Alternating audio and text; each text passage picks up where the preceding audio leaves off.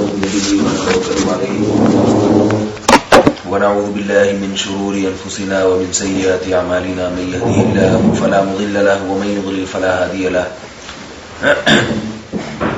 ونشهد أن لا إله إلا الله وحده لا شريك له ونشهد أن محمدا عبده ورسوله صلى الله تعالى عليه وعلى آله وأصحابه وبارك وسلم تسليما كثيرا كثيرا أما بعد فأعوذ بالله من الشيطان الرجيم بسم الله الرحمن الرحيم إن المسلمين والمسلمات والمؤمنين والمؤمنات والقانتين والقانتات والصادقين والصادقات والصابرين والصابرات والخاشعين والخاشعات والمتصدقين والمتصدقات والصائمين والصائمات والخاشعين والخاشعات والصائمين والصائمات والحافظين فروجهم والحافظات والذاكرين الله كثيرا والذاكرات أعد الله لهم مغفرة وأجرا عظيما.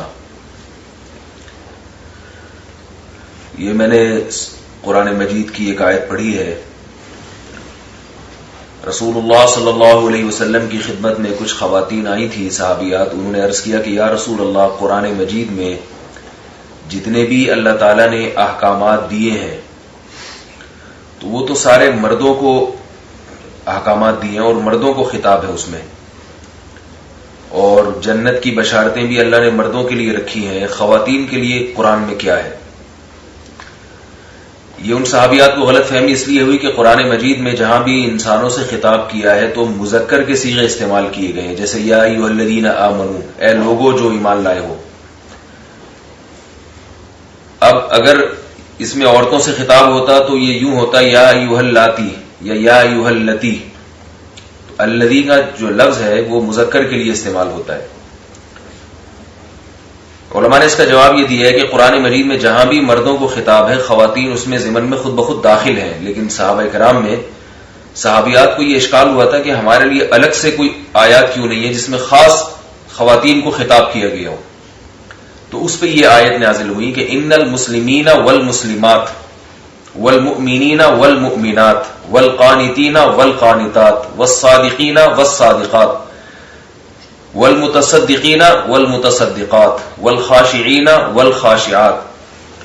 اس میں اللہ تعالیٰ نے اس آیت میں اسلام کا پورا مکمل خلاصہ بیان کر دیا ہے اور بیان کیا ہے کہ اسلام کے یہ والے کام جن کا میں نے اس آیت میں حکم دیا ہے، ان کاموں کا اقدام یا ان کاموں کا ارتکاب اگر مرد کریں گے ان کے لیے بھی اللہ کی طرف سے بہت بڑا اجر ہے، اور اگر خواتین کریں گی تو ان کے لیے بھی اللہ کی طرف سے بہت بڑا اجر ہے.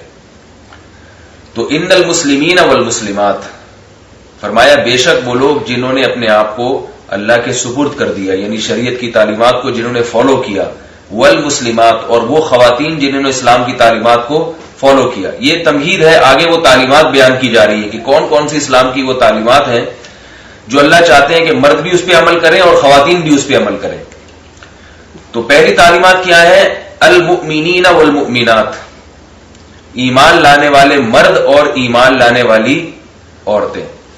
تو اسلام کا ہم سے جو مطالبہ ہے، سب سے پہلا مطالبہ یہ ہے کہ ہم اپنے عقیدے کو درست کریں.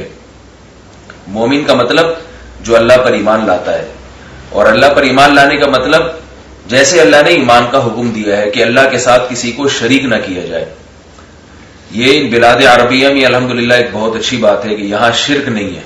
پاکستان میں جب ہم بیان کرتے ہیں تو وہاں ہمیں مزاروں کے خلاف اور پیر پرستی کے خلاف اور درگاہوں کے خلاف الگ سے بیان کرنا پڑتا ہے. یہاں یہ چیزیں نہیں ہیں، یہاں کوئی مزار نہیں ہے، یہاں رسول اللہ صلی اللہ علیہ وسلم کا مزار نہیں ہے، تو باقی کس کا مزار بنے گا.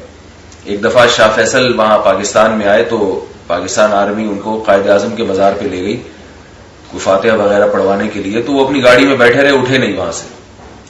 کسی نے ان سے کہا کہ آپ آئیے یہاں قائد اعظم کے مزار پہ حاضری دیں. تو انہوں نے بتایا کہ ہمارے یہاں ان سے بڑا مزار ہے رسول اللہ صلی اللہ علیہ وسلم کا. تو جو کچھ آپ یہاں قائد اعظم کے مزار پہ کر رہے ہیں ہم وہاں نہیں کرتے، تو یہاں کیسے کریں گے؟ تو یہ اللہ تعالیٰ کی بہت بڑی نعمت ہے کہ یہاں عقائد کا معاملہ خراب نہیں ہے، یہاں کے لوگوں کے عقائد درست ہیں. لیکن آگے جو شریعت کی تعلیمات ہیں جن کا اگلی آیت میں حکم دیا، وہ پوری دنیا میں ایک المیہ ہے کہ نہ مسلمان مرد ان احکام پہ عمل کر رہے ہیں اور نہ مسلمان خواتین عمل کر رہی ہیں. وہ حکام کیا ہے؟ ان المسلمین والمسلمات والمؤمنین والمؤمنات والقانتین والقانتات. قانت کہتے ہیں نماز پڑھنے والا، جیسے قرآن مجید میں آتا ہے قوموا للہ قانتین، اے ایمان والو اللہ کے سامنے ہاتھ باندھ کے ادب احترام کے ساتھ کھڑے ہو جاؤ، جیسے ہم نماز میں کھڑے ہوتے ہیں. صحابہ کرام جب پہلے نماز پڑھا کرتے تھے تو بات چیت بھی کیا کرتے تھے، دائیں بائیں دیکھا بھی کرتے تھے. حدیث میں آتا ہے کہ جب یہ آیات نازل ہوئی ہیں وقوموا للہ قانتین، تو صحابہ کو حکم دیا گیا کہ خشوع و خضوع کے ساتھ آپ اللہ کے سامنے کھڑے ہوا کریں، بات چیت نہ کیا کریں، ادھر ادھر توجہ نہ کیا کریں. تو اللہ نے اس آیت میں حکم دیا کہ وہ لوگ جو قانتین ہیں وہ مرد اور وہ عورتیں جو قانتات ہیں. تو قانتین اور قانتات کا مطلب خشوع اور خضوع سے نماز پڑھنے والے مرد اور خشوع و خضوع سے نماز پڑھنے والی عورتیں. تو اللہ کا سب سے پہلا حکم کیا متوجہ ہوتا ہے کہ ہم اپنی نمازوں کو درست کریں. نماز میں دائیں بائیں توجہ کرنا، نماز میں ادھر ادھر دیکھنا، اپنے دماغ کے خیالات کو ادھر ادھر لے کے جانا، یہ جائز نہیں ہے. اس سے نماز کی برکتوں سے انسان محروم ہو جاتا ہے. میری بھی ذمہ داری ہے، جو خواتین یہاں بیان سن رہی ہیں اور جو مرد یہاں بیان سن رہے ہیں ان کی بھی ذمہ داری ہے کہ ہم سب سے پہلے اس حکم کو زندہ کریں جس کا اللہ نے ہمیں زندہ کرنے کا حکم دیا ہے، اور وہ ہے اپنی نماز کو ٹھیک کریں. عجیب عجیب طریقوں سے لوگ نماز پڑھ رہے ہیں، نماز میں ہاتھ ہلا رہے ہیں. میں نے وہاں حرم میں دیکھا ایک عربی نماز پڑھ رہے ہیں، نماز کے دوران کو پتہ نہیں کیا خیال ہے اپنا مصلی انہوں نے لپیٹا، تو میں سمجھا کہ شاید نماز توڑ دی انہوں نے. تو مصلی لپیٹا، اس کے بعد چلتے ہوئے آگے جا کے جہاں سے نماز چھوڑی تھی وہیں سے شروع کر دی انہوں نے دوبارہ. تو میں نے کہا یہ عجیب نماز ہے بھائی، ان کے سارے کام نماز کے دوران بھی ہو رہے ہیں، دائیں بائیں بھی دیکھ رہے ہیں. تو مجھے کسی نے بتایا کہ یہاں اس سے بھی عجیب عجیب واقعات ہو جاتے ہیں کہ عربی نماز پڑھ رہے ہیں، فون آیا تو فون اٹھا کے انہوں نے نماز میں سنا اور ان کو کہا کہ بھائی میں نماز پڑھ رہا ہوں، وہ بھی فون نہ کریں. تو فون بند کر کے دوبارہ جہاں سے چھوڑی تھی وہیں سے شروع کر دی. تو نماز میں خشوع و خضوع پیدا کرنے کی ضرورت ہے. والقانتین والقانتات، آگے اللہ نے حکم دیا والصادقین والصادقات. صادق کہتے ہیں سچا اور کھرا. سچا اور کھرے کا مطلب یہ نہیں کہ جو سچ بولتا ہو. قرآن کی اصطلاح میں صادق کا لفظ منافق کے بالکل اپوزٹ استعمال ہوتا ہے. یعنی بعض چیزیں ایسی ہوتی ہیں کہ ہمیں اس کے اپوزٹ سے پتہ چلتا ہے کہ اس کا مطلب کیا ہے. منافق کسے کہتے ہیں؟ جس کا ظاہر اور باطن الگ ہو، اس کے دل میں کچھ اور ہے اور اس کی زبان پہ کچھ اور ہے. تو صادق کہتے ہیں عربی میں کہ اس کے دل میں جو ہے زبان پہ بھی وہی ہے. حضرت ابو بکر صدیق رضی اللہ تعالی عنہ کو صدیق کیوں کہا جاتا تھا؟ صادق سے نکلا ہے، اس لیے کہ آپ میں منافقت ذرہ برابر بھی نہیں تھی. قرآن مجید میں آتا ہے نا یا ایھا الذین آمنوا اتقوا اللہ وکونوا مع الصادقین، صادقوں کے ساتھ ہو جاؤ. اسی طرح اللہ تعالیٰ نے انعام یافتہ لوگوں کے 4 طبقے بیان کیے ہیں. ہم جو سورہ فاتحہ میں دعا مانگتے ہیں اہدنا الصراط المستقیم صراط الذین انعمت علیہم، اے اللہ ہمیں سیدھے راستے پر چلا اور ان لوگوں کا راستہ جن پر تو نے انعام کیا. تو انعام یافتہ لوگ کون ہیں؟ ان کو قرآن میں دوسری جگہ پہ بیان فرمایا من النبیین والصدیقین والشہداء والصالحین، کہ وہ انبیاء کا راستہ ہے اور صدیقین کا راستہ ہے. یہاں بھی صدیق کا لفظ استعمال کیا، یعنی صدیق کا مطلب وہ علماء جن کے علم و عمل میں تضاد نہ ہو، ان کی زندگی میں تضاد نہ ہو کہ کہتے کچھ اور ہے اور دل میں کچھ اور ہے. تو اللہ نے ہمیں ایسے لوگوں کے ساتھ رہنے کا حکم دیا اور ایسا بننے کا حکم دیا کہ جو سچے لوگ ہوں، صادق ہوں. ہمارے ہاں معاشرے میں کیا ہوتا ہے، ہم جب زبان سے کسی کی منہ پہ تعریف کر رہے ہیں ہمارے دل میں نہیں ہوتی اس کی عظمت. کسی سے کوئی پیسہ نکلوانے کے لیے بعض دفعہ تعریف کی جاتی ہے یا کوئی ذاتی مفاد ہوتے ہیں. تو کھرے اور کھوٹا جو ہے نا، یعنی کھرے لوگ نہیں ہیں معاشرے میں، کھرا پن نہیں ہے. یہ چیز خواتین میں بھی ہے کہ بعض دفعہ ایسی بات زبان سے کر رہی ہوتی ہے اپنے رشتے داروں کے سامنے. وہ ایک ہے نا کہ چاپلوسی کرنا یا مکھن لگانا جسے ہماری زبان میں کہا جاتا ہے. دفتروں میں ایسا بہت ملے گا آپ کو، باس کے اس کے منہ پہ اس کی تعریفیں کی جا رہی ہے صرف اس لیے کہ تاکہ مجھے ایک مقام مل جائے یہاں پر. تو یہ چیز اللہ تعالیٰ کو ناپسند ہے. قرآن مجید میں اسی کے کو دوسرے مقام پر یوں فرمایا کہ وما انا من المتکلفین، اے نبی آپ ان لوگوں سے کہہ دیجئے میں تکلف کرنے والوں میں سے نہیں ہوں، میں تم سے جو کہہ رہا ہوں میرے دل میں بھی وہی ہے. تو اس چیز کو دیکھنا چاہیے، ہمیں اپنے اندر یہ چیز دیکھنی چاہیے کہ ہم منافق تو نہیں. ایک تو منافق وہ تھے جو صحابہ کے دور میں تھے جو بالکل پکے منافق تھے، ویسے منافق تو انشاءاللہ ہم نہیں ہوں گے، لیکن ایک منافقت وہ ہے جس کو حدیث میں کہا گیا ہے کہ وہ مسلمانوں میں بھی ایسے منافق ہوتے ہیں، اور اس کی رسول اللہ صلی اللہ علیہ وسلم نے چند علامات بیان کی ہیں. آپ صلی اللہ علیہ وسلم نے فرمایا آیت المنافقی ثلاث، منافق کی 3 نشانیاں ہیں. اذا حدث کذب، جب وہ بات کرتا ہے تو جھوٹ بولتا ہے. تو جھوٹ بولنا بھی نفاق ہے. کیوں؟ جھوٹ بولنے والے کو پتا ہے میں جو بات کر رہا ہوں وہ غلط کر رہا ہوں، میرے دل میں یہ نہیں ہے، زبان پہ وہ بات آ رہی ہے. اور فرمایا وَإِذَا وَعَدَ أَخْلَفَ، جب وہ کسی سے وعدہ کرتا ہے تو اس کی خلاف ورزی کرتا ہے، یعنی اس کے دل میں یہ ہوتا ہے کہ میں یہ ٹائم پہ اس کا یہ کام کر کے نہیں دوں گا، لیکن زبان سے وہ کہہ رہا ہوتا ہے کہ میں یہ کام کروں گا. تو یہ بھی منافقت ہے. فرمایا وَإِذَا اؤْتُمِنَ خَانَ، اور جب اس کے حوالے کوئی کام کیا جاتا ہے یا کوئی امانت اس کے حوالے کی جاتی ہے تو وہ اپنی ذمہ داری کو احسن طریقے سے ادا نہیں کرتا، اس میں وہ ڈنڈی مارتا ہے، اس میں وہ خیانت کرتا ہے. تو آپ صلی اللہ علیہ وسلم نے منافق کی یہ 3 علامات بیان کی. تو ہمیں اللہ تعالیٰ نے ان آیات میں والصادقین والصادقات فرمایا سچے مرد اور سچی عورتیں. آگے ان کے لیے بشارت ہے کہ اللہ نے ان کے لیے بہت بڑا اجر تیار کر کے رکھا ہوا ہے.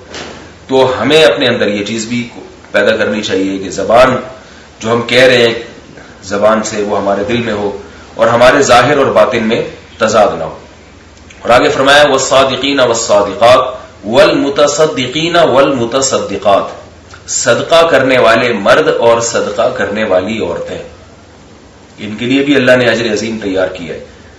قرآن مجید میں جتنی تاکید کے ساتھ اللہ نے نماز کا حکم دیا ہے اتنی ہی تاکید کے ساتھ اللہ نے صدقات و خیرات کا حکم دیا ہے.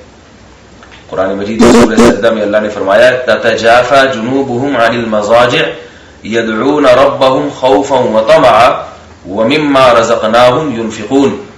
فرمایا ہمارے جو نیک بندے ہیں ان کے پہلو رات کو ان کے بستروں سے جدا ہو جاتے ہیں.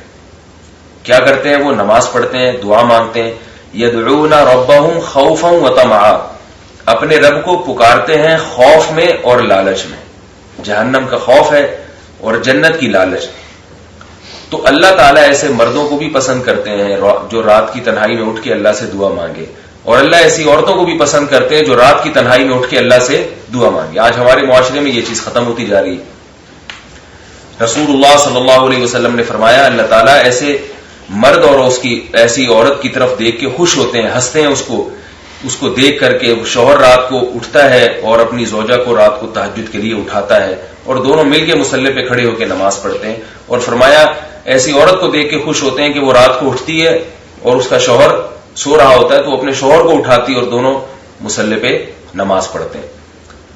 حضرت زکریا علیہ الصلوۃ والسلام کے بارے میں سورہ انبیاء میں اللہ نے فرمایا کہ زکریا علیہ الصلوۃ والسلام کو اللہ نے بڑھاپے میں اولاد دی ہے. اس کی ایک وجہ اللہ نے یہ بیان کی کانوا یسارعون فی الخیرات ویدعوننا رغبا ورہبا. فرمایا زکریا اور ان کی زوجہ اور ان کے گھر والے یعنی ان کی بیوی یہ راتوں کو اٹھ کے ہم کو پکارا کرتے تھے، نیکیوں میں ایک دوسرے سے سبقت کیا کرتے تھے. ویدعوننا رغبا ورہبا، اور جنت کی لالچ میں اور جہنم کے خوف سے ہمیں پکارا کرتے تھے. تو اس سے پتہ چلتا ہے کہ اگر گھر کے اندر یہ ماحول ہو کہ میاں بیوی میں یہ ماحول ہو ان کی یہ رات کو اٹھ کے اللہ کے سامنے دعا مانگنے کا، تو اس کی اللہ کی طرف سے اس میں پھر برکتیں آتی ہیں. اور ایسے ان کے ساتھ معاملات ہوتے ہیں جو عام قانون اور ضابطوں سے ہٹ کر ہوتے ہیں.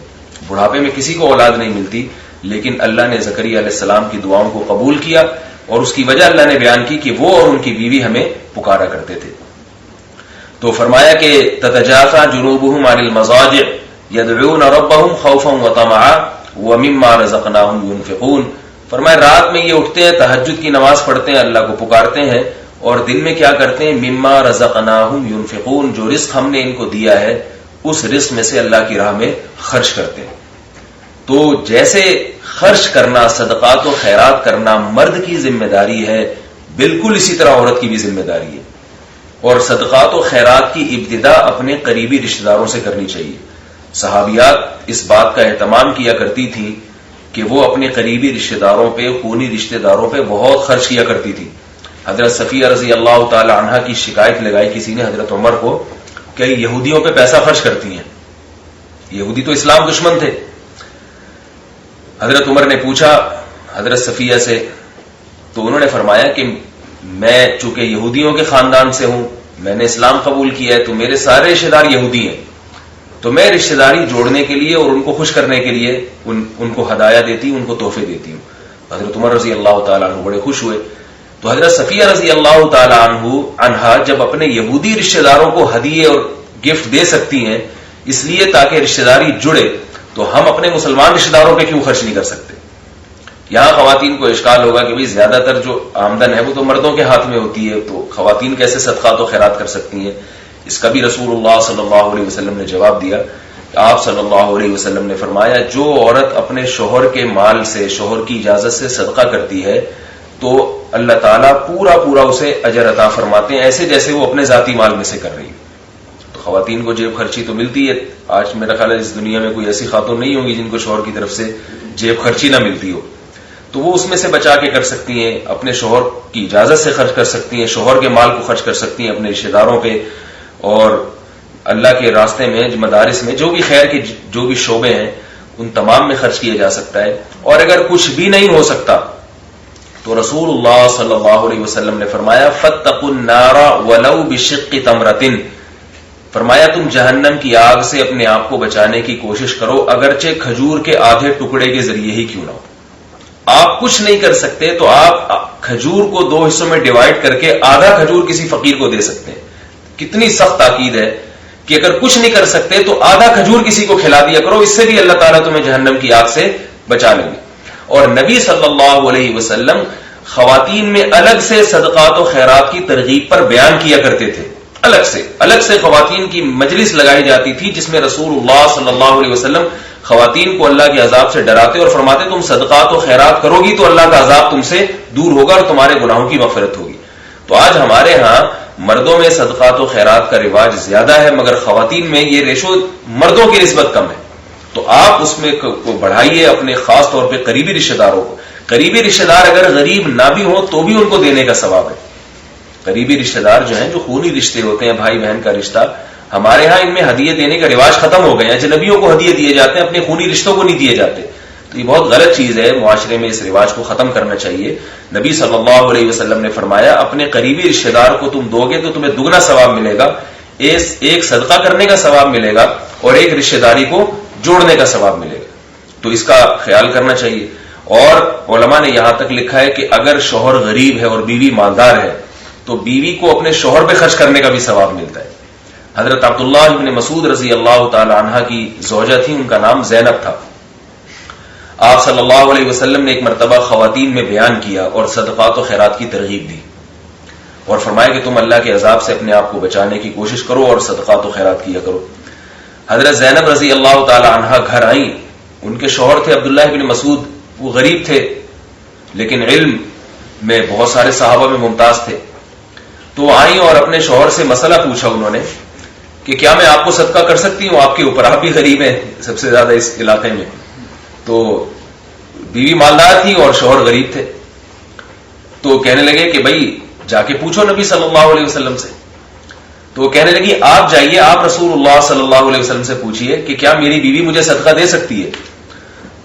حضرت عبداللہ بن مسعود رضی اللہ تعالیٰ عنہ کو بڑی شرم آئی، حیا آئی. فرمایا کہ میں کیسے اپنے بارے میں جا کے پوچھوں کہ یا رسول اللہ میری بیوی مجھے صدقہ دینا چاہتی ہے. تو ان کو اس بات سے شرم آئی. فرمایا تم ہی جا کے پوچھو اور میرا نام نہیں بتانا، یعنی یہ نہیں بتانا کہ میں عبداللہ بن مسعود کی زوجہ ہوں، کیونکہ وہ چاہتے تھے اس بات کو چھپانا.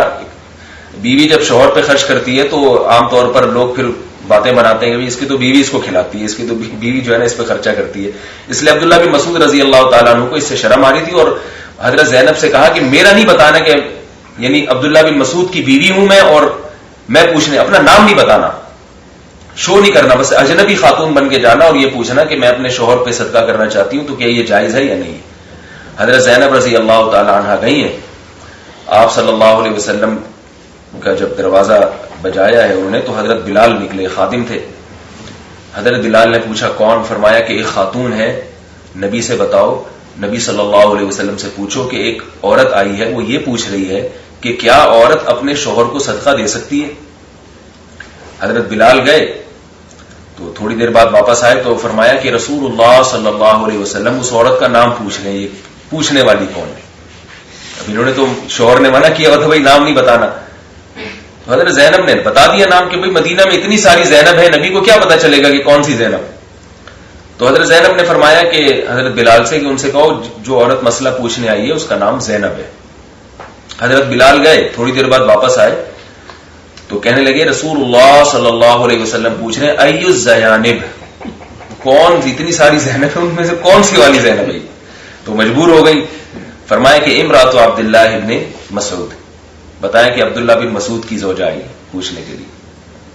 تو پھر تھوڑی دیر بعد حضرت بلال آئے اور انہوں نے کہا کہ نبی صلی اللہ علیہ وسلم نے فرمایا کہ اگر تم اپنے شوہر پہ خرچ کرو گی تو تمہیں دگنا اجر ملے گا, ایک تو صدقہ کرنے کا اور ایک رشتہ داری یعنی شوہر کے رشتے کو جوڑنے کا. یعنی ظاہر ہے جب بیوی شوہر پہ خرچ کرے گی تو شوہر کے دل میں بھی تو محبت پیدا ہوگی, تو تمہیں دگنا اجر ملے گا. یہ نام شاید نبی نے اس لیے پوچھا تاکہ پتہ چل جائے کہ وہ واقعی مسکین ہے یا ان کے. تو عبداللہ بن مسعود تو مشہور صحابی تھے, نبی کے ساتھیوں میں سے تھے. تو اس سے پتہ چلتا ہے کہ عورت اپنے شوہر پہ بھی اگر خرچ کرتی ہے محبت پیدا کرنے کے لیے, اس کو گفٹ دیتی ہے یا اس پہ خرچ کرتی ہے تو اس کا بھی دگنا ثواب ہے. آج خواتین شوہروں سے لیتی تو رہتی ہیں, پیسے بھی لیتی رہتی ہیں اور ان سے گفٹ بھی لیتی رہتی ہیں, لیکن ہمارے یہاں شوہر پہ خرچ کرنے کا رواج ذرا کم ہے. تو یہ بھی اس کی بھی عادت ڈالنی چاہیے. تو اللہ نے ہمیں تیسرا حکم کیا دیا؟ پہلا حکم دیا کہ اپنا عقیدہ درست کریں. دوسرا حکم اس آیت میں کیا دیا کہ ہم جو ہے نماز کو درست کریں. تیسرا حکم اللہ نے ہمیں کیا دیا کہ منافقت سے توبہ کریں, زبان سے جھوٹ یا دوغلی پالیسیاں جو دوغلا پن ہے یہ ختم کریں. اور چوتھا حکم اللہ نے ہمیں کیا دیا والمتصدقین والمتصدقات, فرمایا صدقہ کرنے والے مرد اور صدقہ کرنے والی عورتیں. آگے فرمایا والخاشعین والخاشعات, اللہ سے ڈرنے والے مرد اور اللہ سے ڈرنے والی عورتیں. ڈرنا کسے کہتے ہیں؟ ایک آدمی اللہ کے خوف سے بیٹھا ہوا کانپ رہا ہے, اس کو ڈرنا نہیں کہتے. جو شریعت میں خوف اس کو نہیں کہتے.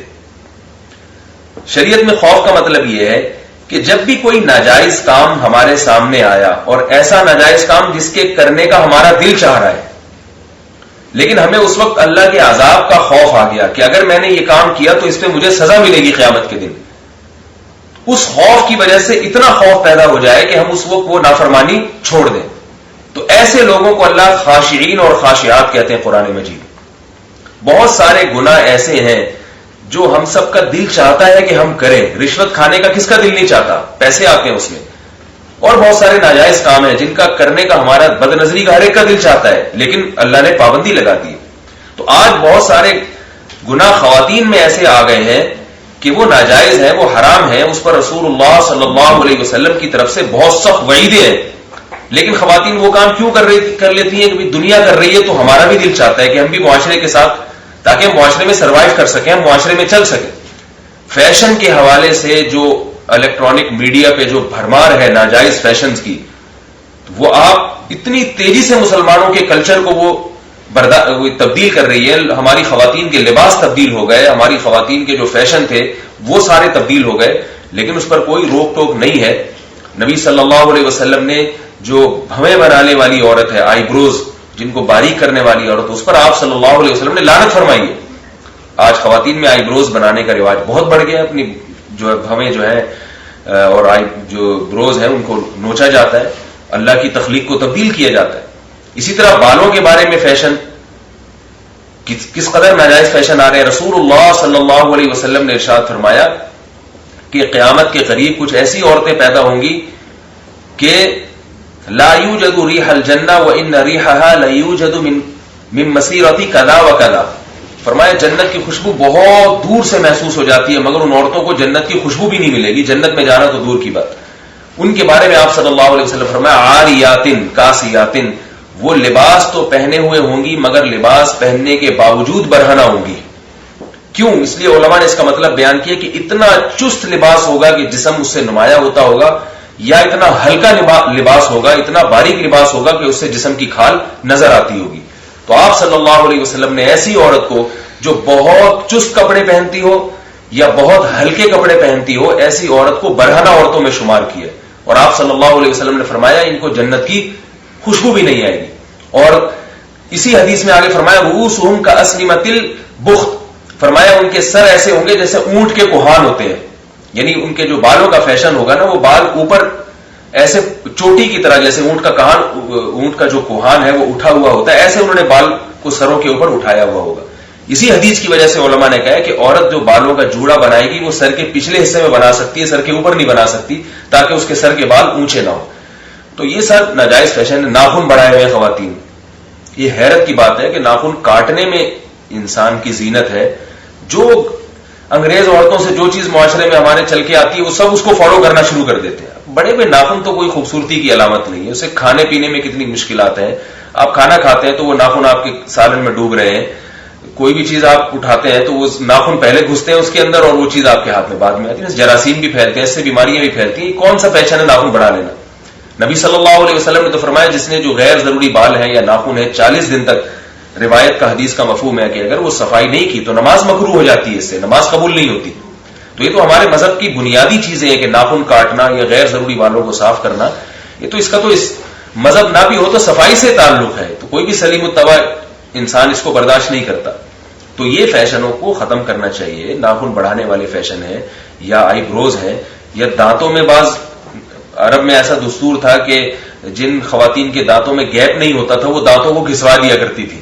اس سے بھی نبی صلی اللہ علیہ وسلم نے منع کیا ہے. تو جائز فیشن سے کوئی نہیں منع کرتا. زینت اختیار کرنا عورت کی فطرت ہے، وہ جائز ہے، اس میں وہ ناجائز نہیں ہے. زیور کا استعمال کرنا یا جو بھی زینت کی چیزیں ہیں اللہ نے عورتوں کے لیے پیدا کی ہیں ان کو استعمال کر سکتی ہیں، لیکن آئی بروز نہ بنائیں اور سر کے بالوں کا ایسا فیشن نہ کریں جیسے فاسق فاجر عورتوں کا ہوتا ہے، اور لباس ایسا نہ پہنے جو بہت زیادہ تنگ ہو یا اس میں جسم کی کھال نظر آتی ہو. یہ 3-4 چیزیں ہیں، اگر اس میں احتیاط کر لیے جائے تو میں سمجھتا ہوں کہ عورت کا دین جو ہے نا بہت آسان ہے. خواتین کے لیے بہت آسان اللہ نے دین پیدا کیا ہے. نکاح کے بعد اپنے شوہر کی اطاعت کر لیں اور بے پردگی سے بچیں، اپنی زینت کو غیر محرم کے سامنے ظاہر نہ کریں، نماز کی پابندی کر لیں، تو ایسی خواتین جنت میں جائیں گی اور ان کی کوئی ذمہ داری نہیں. بچوں کی تربیت ہے. لیکن ہماری خواتین کیا کرتی ہیں؟ ان 4-5 موٹے موٹے احکامات پر عمل نہیں کرتی. ان کو وظائف اگر بتا دو نا، یہ والا وظیفہ صبح 5 لاکھ دفعہ پڑھنا ہے، اس سے آپ کا یہ کام ہو جائے گا، تو بیٹھ کے 5 لاکھ دفعہ پڑھ لیں گے. میں تو ایسی خواتین کو جانتا ہوں وہ دماغی توازن کھو بیٹھی ہیں وظیفے پڑھ پڑھ کے. ان کو کسی پیر صاحب نے بتا دیا کہ یہ والی آیت اتنی دفعہ پڑھ لو صبح صبح تو جو ہے نا تمہیں بیٹا پیدا ہو جائے گا مثال کے طور پر، تو وہ بیٹھ کے پڑھ رہی ہیں پوری جو ہے نا صبح پوری رات بیٹھ کے پڑھتی ہیں. دماغ خراب ہو جاتا ہے، پھر الٹے سیدھے خواب، جب دماغ میں خشکی ہوتی ہے تو الٹے خواب بھی آنا شروع ہو جاتے ہیں. تو بھائی کیا ضرورت ہے؟ اللہ نے آپ کا دین اتنا آسان بنایا. 4-5 باتوں پہ عمل کر لیں. وقرنا فی بیوتکن، سب سے پہلا کیا کہ اپنے گھر کی ذمہ داری کو پوری کریں، گھر سنبھالیں اور اپنے شوہر کو خوش رکھیں، اطاعت کریں اس کی. اور کیا؟ اپنے بچوں کی تربیت اور نماز کی پابندی اور ایک پردہ ہے. تو یہ چند ایک موٹی موٹی باتیں ہیں. کیونکہ اللہ نے عورت کو کمزور پیدا کیا تو اس کے لیے اللہ نے دین بھی آسان رکھا ہے. تو والخاشعین والخاشعات کا مطلب کیا ہوا کہ اللہ کا اتنا خوف دل کے اندر پیدا ہو جائے کہ اس خوف کی وجہ سے ہم اللہ کی نافرمانی سے بچ جائیں. اس بارے میں نبی صلی اللہ علیہ وسلم نے ایک دعا سکھائی ہے، وہ دعا ضرور یاد کریں. آج کل تو نیٹ پہ گوگل پہ سب چیزیں مل جاتی ہیں. میں جب ایسی کوئی دعا بتاتا ہوں تو لوگ مجھے کال کرتے ہیں آپ ہمیں دعا جو ہے وہ یاد کرائیں، تو وہ یاد کرانا بڑا مشکل ہو جاتا ہے. تو اتنے لوگوں کو کیسے میں دعا جو ہے نا وہ ٹیلی فون پہ یاد کراؤں. آپ نیٹ پہ لکھیں، یہ الفاظ آ جائیں گے. اللہم قسم لنا من خشیتک ما تحول به بیننا وبین معصیتک. اے اللہ ہمارے دل میں اپنا اتنا خوف ڈال دے کہ وہ خوف ہمارے اور تیری نافرمانی کے درمیان آڑ بن جائے، رکاوٹ بن جائے. کتنی عجیب دعا ہے. زیادہ خوف بھی نہیں چاہیے. اگر آپ کے دل میں زیادہ خوف پیدا ہو جائے گا تو دنیا کے کسی کام کے نہیں رہیں گے. بعض ہمارے اکابر بزرگ ایسے گزرے ہیں کہ ان کے دل میں اللہ کا اتنا خوف پیدا ہو گیا کہ وہ بیچارے دنیا کے کسی کام کے نہیں رہے، انہوں نے چھوڑ چھاڑ دیے سب کچھ، جنگلوں میں نکل گئے. تو اتنا خوف مقصد نہیں ہے.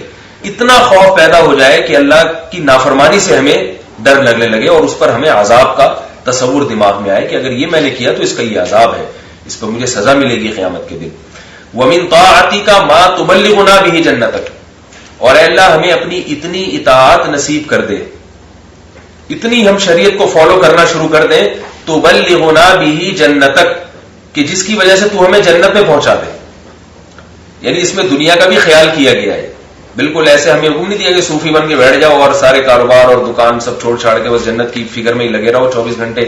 تو ایسا نہیں ہے. اتنی عبادت کا جذبہ کم از کم ہو کہ ہم جنت میں تو پہنچ جائیں نا. اتنی مختصر عبادت یا اتنی کمزور عبادت کی جو ہمیں جنت میں ہی نہ لے جا سکے. مولانا الیاس رحمۃ اللہ علیہ جو تبلیغ جماعت کے امیر تھے وہ فرماتے تھے کہ آج ہماری نماز ہمارے مسائل نہیں حل کرتی دنیا کے تو ہمیں جنت کہاں سے دلائے گی؟ صحابہ کرام جب 2 رکعت پڑھ کے دعا مانگتے تھے نا تو اکثر دعا قبول ہو جاتی تھی. فرماتے ہیں ہم جب 2 رکعت پڑھ کے اللہ سے مانگتے ہیں تو وہ دعا قبول نہیں ہوتی, تو یہ نمازیں ہمیں جنت میں کہاں لے کے جائیں گی؟ مایوس نہیں ہونا چاہیے لیکن کوشش کرنی چاہیے.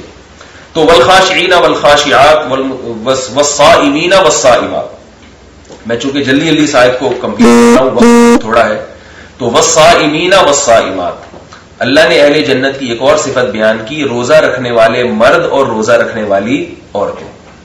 تو رمضان کے روزے تو فرض ہیں, رمضان کے علاوہ جو نفل روزے ہیں جیسے پیر اور جمعرات کا روزہ رکھنا سنت ہے, اسی طرح ایام 20 کا, چاند کی جو 13, 14 اور 15 تاریخ کا روزہ ہے یہ سنت ہے. تو ان نفل روزوں کا بھی اہتمام کرنا چاہیے. روزے سے اللہ کا قرب بھی ملتا ہے اور صحت بھی اچھی ہوتی ہے. میں جب 2013 میں یہاں حج پہ آیا تو یہاں رپورٹ ہمیں حکومتی اہلکاروں کے ذریعے پتہ چلی کہ سعودی عرب میں چربی کا جو آپریشن ہے نا پوری دنیا میں سب سے زیادہ اس کا ریشو سعودی عرب میں ہے. یعنی یہاں عربوں کو جو آپریشن کر کے جتنے کلو اور جتنے ٹن چربی نکالی گئی ہے اتنی پوری دنیا میں کسی کے جسم سے چربی نہیں نکلی ہے. تو عربوں کا یہ حال ہے, اللہ کرے پاکستانیوں کا ایسا نہ ہو, کیونکہ وہ کیا ہے, کھا رہے ہیں, بیٹھ رہے ہیں, کھا رہے ہیں, رات پوری رات واٹس ایپ پہ فیس بک پہ بیٹھے رہتے ہیں, کوئی کام ہی نہیں ہے ان کا. نبی صلی اللہ علیہ وسلم نے تو ایک یہودی کو دیکھا جو موٹا تھا اور کھانے کی وجہ سے موٹا ہوا تھا. آپ صلی اللہ علیہ وسلم نے فرمایا کیا تم نے تورات میں نہیں پڑھا کہ اللہ کو موٹے آدمی سے نفرت ہے؟ یہ صحیح حدیث ہے. اب آپ دیکھیں اس کا مطلب آپ صلی اللہ علیہ وسلم نے وہ تورات کی آیتیں اس کو سنائی کہ تم یہودی ہو, تم یہودیوں کے عالم ہو, تم خود تورات کو فالو نہیں کر رہے. علماء نے لکھا ہے اس سے وہ موٹا مراد ہے جو زیادہ کھانے کی وجہ سے اور آرام کی وجہ سے موٹا ہوا. اگر کوئی فطرتن ہے, اس کی باڈی کا اسٹرکچر اسی طرح ہے, وہ تو ایک الگ چیز ہے. بعض لوگ بہت کم کھاتے ہیں لیکن پھر بھی ان کا وزن زیادہ ہوتا ہے, تو وہ اس میں داخل نہیں ہے. لیکن آرام طلبی کی وجہ سے, کھا کے اور کام نہ کرنے کی وجہ سے یا ایکسرسائز نہ کرنے کی وجہ سے اگر کوئی موٹا ہو رہا ہے تو ہمارے نبی نے ایسے موٹے سے نفرت کا اظہار کیا ہے. اور ہمارے نبی کا اس سے نفرت کرنا اس کی علامت ہے کہ اللہ کو اس سے نفرت ہے. تو روزہ رکھنے سے ایک فائدہ یہ ہوگا, اللہ بھی خوش ہوگا اور تھوڑا سا موٹاپے میں بھی تھوڑی سی کمی ہوگی. کچھ تو ہماری چربی آپریشن کے بغیر بھی کم ہو جائے گی, ورنہ آپریشن کرانا پڑے گا. تو اس کا فائدہ ہے. اللہ نے والصائمین والصائمات فرمایا, روزہ رکھنے والے مرد اور روزہ رکھنے والی عورتیں. تو اپنے گھروں میں روزے کو زندہ کرنا چاہیے. کتنا اچھا لگتا ہے رمضان میں کہ سب صبح اٹھ کے سحری کرتے ہیں, رات کو شام کو افطاری کرتے ہیں. تو اگر یہ ایام 20 کے دنوں میں سارے گھر والے اس کا اہتمام کریں کہ جو ہے بھی ہم روزہ رکھیں گے, سب کا روزہ ہوگا تو سب کے لیے روزہ رکھنا آسان بھی ہوگا. والصائمین والصائمات فرمایا والحافظین فروجہم والحافظات, اپنی عزت اور عفت کی حفاظت کرنے والے مرد اور حفاظت کرنے والی عورتیں, یعنی حرام اور ناجائز سے اپنی شہوت کو بچانے والا. اللہ نے شوہر کے لیے صرف اس کی بیوی کو پیدا کیا ہے اور عورت کے لیے صرف اس کے شوہر کو پیدا کیا ہے. اس مرد اگر اپنی زوجہ کے علاوہ کسی اور پر بری نگاہ ڈالتا ہے تو اللہ نے قرآن میں صاف کہا کہ فَمَنِ ابْتَغَىٰ وَرَاءَ ذَلِكَ فَأُولَٰئِكَ هُمُ الْعَادُونَ, اپنی زوجہ کے علاوہ اگر کہیں اور سے اپنی خواہش پوری کرتا ہے تو اللہ نے فرمایا یہ وہ لوگ ہیں جو اللہ کی حدود کو توڑنے والے. یہ حدود سے تجاوز ہے, اس پر قیامت کے دن حساب و کتاب دینا پڑے گا اس کا. اسی طرح عورت اپنے شوہر کے علاوہ کسی پہ نظر ڈالتی ہے, بری نیت سے اس کو دیکھتی ہے اور اپنی حرام خواہش وہاں سے پوری کرنے کی کوشش کرتی ہے, تو اس کو بھی اللہ نے اولئک هم العادون, یہ اپنی اللہ کی حدود کو توڑنے والے ہیں. تو ہمیں اپنی عزت کی, اپنی عفت اور پاک دامنی کی حفاظت کرنی ہے.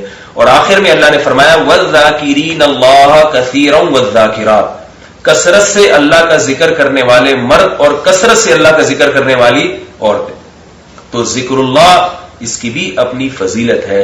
تو یہ شریعت کے کچھ موٹے موٹے احکام ہیں جن کا اللہ نے قرآن مجید کی اس آیت میں حکم دیا. ذکر اللہ کو ہم کیسے زندہ کر سکتے ہیں؟ نبی صلی اللہ علیہ وسلم نے اس کا طریقہ بتایا ہے. آپ صلی اللہ علیہ وسلم نے تیسرے کلمے کی بڑی فضیلت بیان کی ہے. تو جو خواتین یہاں بیان سن رہی ہیں, جو مرد حضرات سن رہے ہیں, اگر یہ صرف اس کا ہم لوگ اہتمام کر لیں کہ صبح 100 مرتبہ تیسرا کلمہ اور شام کو 100 مرتبہ پڑھ لیں.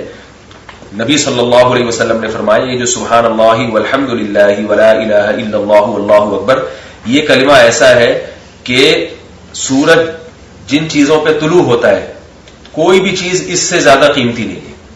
یعنی سورج تو پوری دنیا پہ طلوع ہوتا ہے نا, تو زمین میں جتنے بھی خزانے اور پیٹرول کے جتنے بھی کنویں ہیں, سونے کی جتنی بھی کانیں ہیں, ان سے زیادہ محبوب اللہ کو یہ کلمہ ہے, کیونکہ اس میں اللہ کی حمد و ثنا ہے. تو یہ تیسرا کلمہ ہے، اس کا ورد کیا جا سکتا ہے 100 دفعہ صبح اور 100 دفعہ شام. اور چوتھے کلمے کی بڑی فضیلت ہے. رسول اللہ صلی اللہ علیہ وسلم نے فرمایا کہ جس نے 100 دفعہ صبح چوتھا کلمہ یعنی لا الہ الا اللہ وحدہ لا شریک لہ لہ الملک ولہ الحمد یحیی ویمیت وہو حی لا یموت وہو علی کل شیء قدیر، فرمایا جس نے 100 دفعہ یہ کلمہ پڑھا تو اس دن اس سے زیادہ ثواب کوئی کما ہی نہیں سکتا سوائے وہ شخص جو اس سے بھی زیادہ مرتبہ پڑھے گا کلمہ.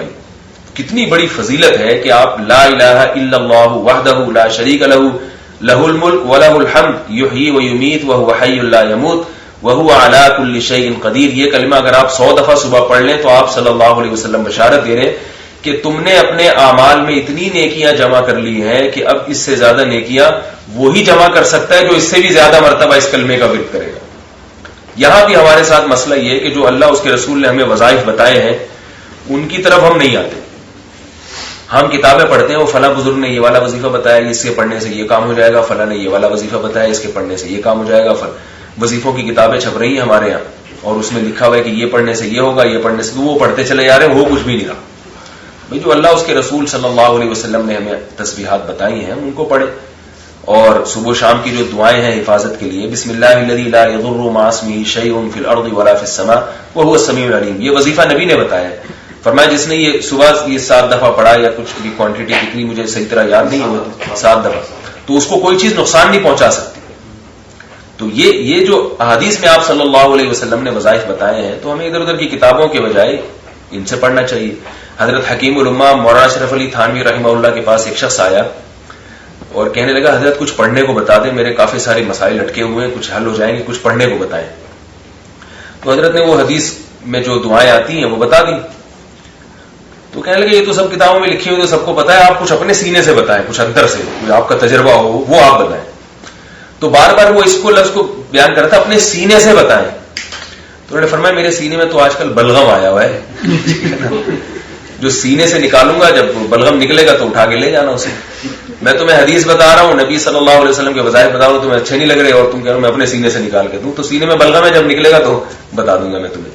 تو اللہ کے نبی صلی اللہ علیہ وسلم نے ہمیں دعائیں بتائی ہیں، ان کا اہتمام کرنا چاہیے. تو یہ ہے والذاکرین اللہ کثیرا والذاکرات.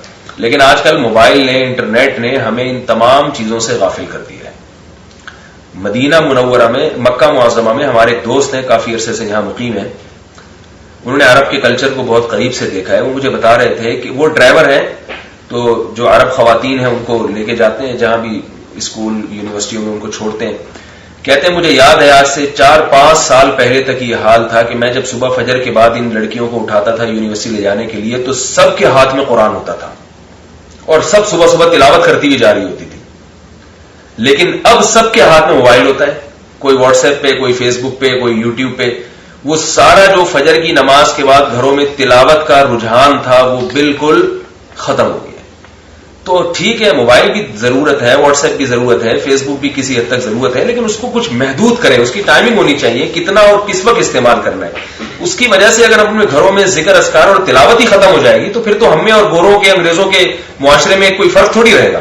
ان کے یہاں بھی کوئی گھر میں ذکر نہیں ہے، کوئی اللہ کا نام نہیں ہے، ہمارے یہاں بھی ہے، تو پھر گھر میں برکتیں ختم ہوں گی، گھروں میں لڑائی جھگڑے ہوں گے، یہ فسادات آئیں گے. اللہ تعالیٰ سے دعا ہے کہ اللہ تعالیٰ مجھے بھی ان باتوں پہ عمل کی توفیق عطا فرمائے اور آپ حضرات کو بھی.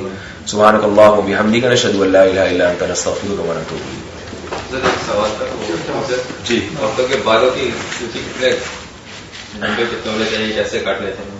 خواتین کے بال لمبے، اگر کوئی خاتون نے پوچھنا ہے تو پرچی پہ یا کسی بچے کو بھیج کے سوال، تاکہ ایک ساتھ سارے سوال اکٹھے ہو جائیں، پھر میں ان سب کا ایک ساتھ کر لیتے ہیں. پھر نماز پڑھتے ہیں، ٹھیک ہے، نماز کے بعد. نماز کے بعد جماعت